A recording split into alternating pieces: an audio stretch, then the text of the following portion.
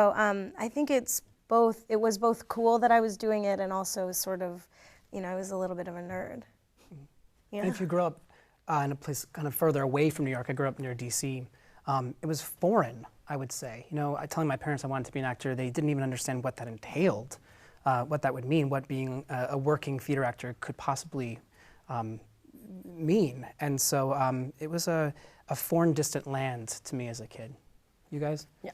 It's almost like Oprah Winfrey was talking when she had her final show. She was defining a calling, and I do think. Oh, that was right. And I think that there's an element of that in this business. It's almost like a vocation more than it is an occupation. It's something that you're drawn to, and it becomes who you are, as opposed and also what you do. And it's sort of hard to even find the line between what you are. You all trained. You all went to school and studied acting.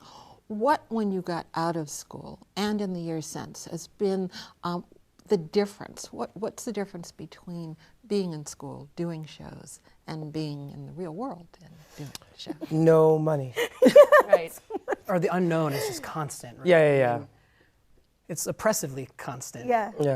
I think the big difference is that outside of school, your strength has to be much more inner than at school. You have a community at school. You have constant support and constant resources. Yeah. You have to believe that what you're doing will somehow work out, and it's all in here once you leave those. Nobody validates you once you're out. When you're in, people will say, you're doing a good job.